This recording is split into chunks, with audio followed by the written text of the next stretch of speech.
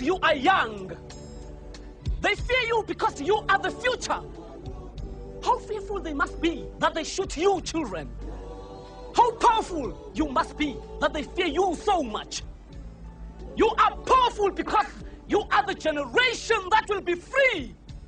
The violence, the beatings, the torture, the killings, all this is the birth pain of our free nation. Please, God, may I live to see it. But if I don't, I see it now on your faces, like the light of the rising sun.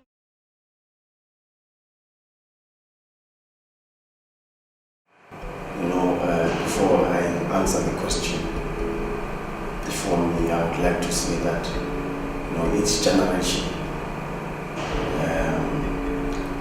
must find its mission, fulfill it or betray it is a relative opposite. That's a quote by Franz Fanon.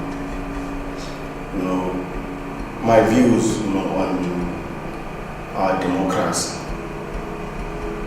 that was fought for by the youth of 1976 is a simple one. Number one, a lot of black people died in those protests. Approximately about 15,000 people took to the streets on the day of the Soweto uprisings, and that had a ripple effect right across the country. Now, 18 years down the line, we fulfill democracy through negotiations, smooth transition, to say the least. And various people across the country, in various states, were surprised at how simple the transition through our constitution of 1996 was. Now I must say, as a young person today, we appreciate the selfless acts by the young students of 1976 who took to the streets against a very oppressive regime. They took the streets to change the status quo. Now I began with a quote because what was done by the youth in 1976 sort of like also has a ripple effect for our youth today. It calls upon each and every single individual within the community and the state at large to change the status quo. Here in Nelson Mandela, we are told to change the world. And I think without the selfless acts of 1976, we will not be sitting here today speaking of changing the world. What the youth demonstrated in 1976 was irrespective of what the old people, our parents say to us on things that are supposedly impossible. If we band together and go against the status quo, we can achieve in great lengths, and that is what primarily the youth of 1976 wanted to demonstrate. Honestly, I don't particularly know what democracy means. I know what a democratic dispensation is supposed to be like in terms of the legal, political, and economic sense, but specifically for me, I don't necessarily know what democracy feels like, because I don't know what democracy doesn't feel like. I understand what they fought for in terms of theoretically and based on the experiences my father shared with me or people around me have shared with me. But beyond that, I can't have a proper valid feeling or an acknowledgement of what it feels like between now and then. So I don't have a definite answer. In terms of the democracy we fought for in 1976, I would say that my views are related to the education system, basic education, higher education. 76 for me was primarily based on youth empowerment, black youth, women, black women, the education system, exclusionary policies of education, in basic education and in higher education. And I would say that those were actually the first strides or the first signs that the youth is dissatisfied with the way that government operates. And I think that social movements like Fees Must Fall derive from things like 1976. Even though the two aren't really comparable, but just like Fees Must Fall with relation to free education, it's more like, for me it's not really democracy achieved, it's just a sophisticated form of suppression that is now just sophisticated and more liberalized in a way that, for instance, we have free education, but it's not really free in a pragmatic sense, because I know about probably 1,000 students had to go home this year, beginning of the year, because of financial related issues. So for me, it's more of a continuous struggle. 1976 for me symbolizes continuous struggle, and that government will always use its coercive institutions against the social movements, against the youth, against the women. And I think it's evident in higher education, it's evident within government and public officials.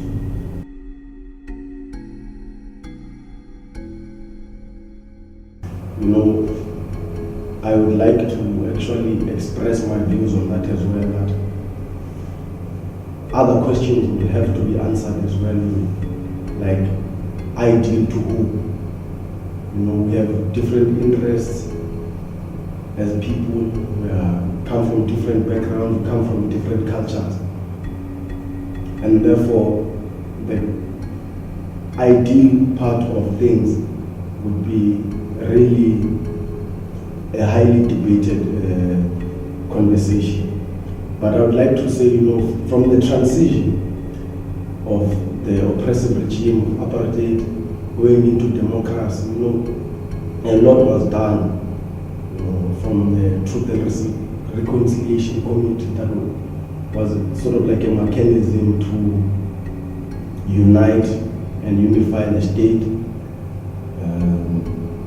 such so that concepts like the Rainbow Nation came out, and concept of a one nation for all sprang out. You know, peace, forgiveness, Ubuntu, those concepts were given a new meaning. Now, I would like to say that, you know, each person, each community, each culture, each city could, to some degree and to a certain extent, get what they want and fulfill all their ambitions in the current state of today. So all the sacrifices from the past have put us to where we are now. I mean, we've been on the shoulders of past struggle heroes, and therefore to get to where we want to go and reach an ideal state, we have to also sacrifice and give a lot to our community. For instance, recent conflicts like Fees Must Fall, the Roads Must Fall movement, those were all backlashes from society to our current system. So therefore, to reach really the pinnacle of an ideal state, we would have to also sacrifice a lot and give back to the country in terms of changing the status quo that we find ourselves in. I don't think so. Ideally, there are many people with different ideological perspectives that feel like South Africa should be in a different state. There are people who feel like South Africa should be a socialist state. There are people who feel like South Africa should be a capitalistic state, or some feel like there needs to be an in-between. But the majority of this country still does not feel like this country is where it should be. And I'm one of those that actually believe that. And I mean, there's still so much more that this country can be. There's so much potential within this country that we can still strive for. There's always something to strive for.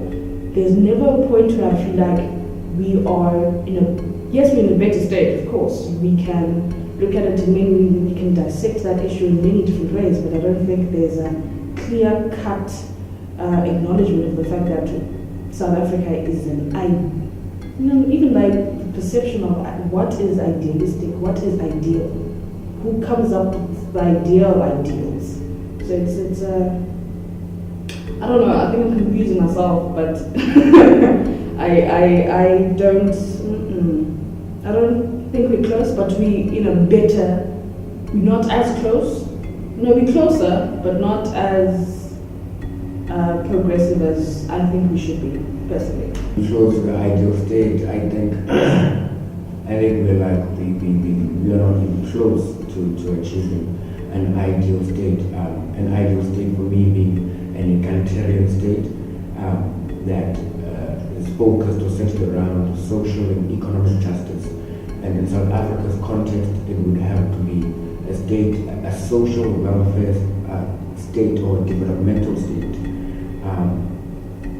But in terms of our contemporary society, we still see a stratification of people. We still see the alienation of students, even students who do have financial capacity to finance their own education. In terms of the youth, I think that the youth constitutes 65% of Africa's population. But you'd find that in South Africa, the youth make up like the biggest percentage of unemployed people in South Africa, and that's black young people. We still find that black women are still subjected to certain, I would say, stereotypes. We still have black women who are still excluded, who are marginalized, who are isolated, and in a sense, I would say that South Africa still has a long way to go and very far from achieving an ideal state from my perspective, which is an egalitarian society.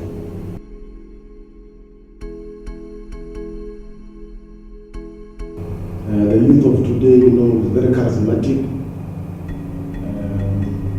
We all have prospects of being great people in our various fields. We are determined, we are more exposed to the outside world, the global world. We are able to exchange data and information instantly. The youth of today really, outside of the fact that, we grew up having everything around us, the majority of us, of course, the youth of today cannot be differentiated to past youth, if I can use that word. Well, because I'm part of the youth, I describe us as vibrant, I describe us as energetic, and I describe us as hopeful people. I describe us as not really hardworking, but hardworking, smart working. I'm excited about what the youth of this country currently, as it stands, are going to do. There's a lot that's happening in the country politically and otherwise that gets me excited because there's an acknowledgement of our agency that people before never had. And that excites me. That makes me really happy. It's something to look forward to. I can't exactly say that. Obviously, sometimes it's not the best, but it's really something to look forward to. I am really excited about what the youth of this country is going to do.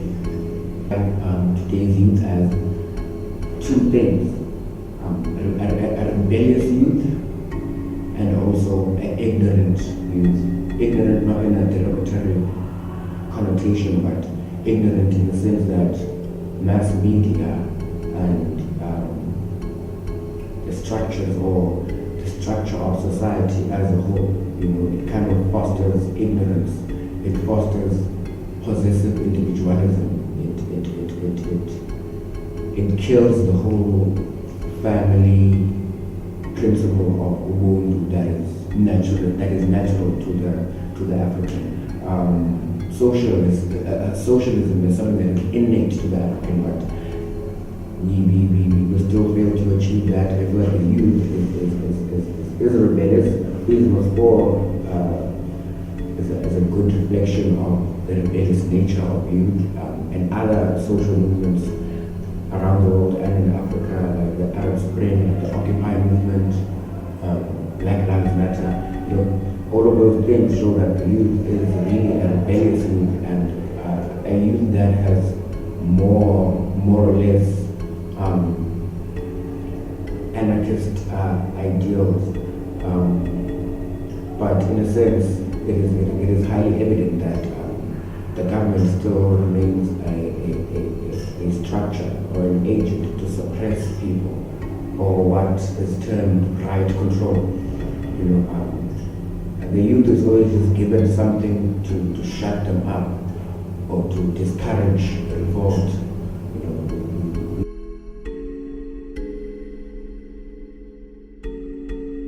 The best way of celebrating Youth Day, I've seen over the past few years since I started actually looking into the issue of June 16 and what it meant for the people of the past.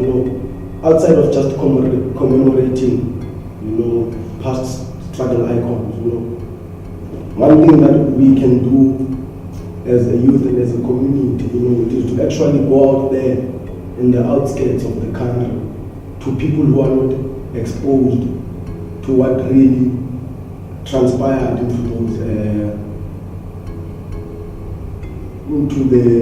the struggles of the past. Just go out there and expose them to what actually happened. Maybe history lessons to some degree in our language. Best way to celebrate Youth Day. By being youthful. What does it mean to be youthful? It can be whatever you feel like it should be. I think we must not. Obviously, we must celebrate our history. We must always acknowledge our history, the past, and track where we've come from so that we know where we're going. But I honestly really do think that people should celebrate how they want to. But I'm not fussy about how people celebrate it. I do have a problem when people ridicule the day and reduce it to something that shouldn't be, like for instance Pride Day and whatnot. But having brides can be a useful thing. But I don't want us to forget the true meaning of the day. It's not just a public holiday.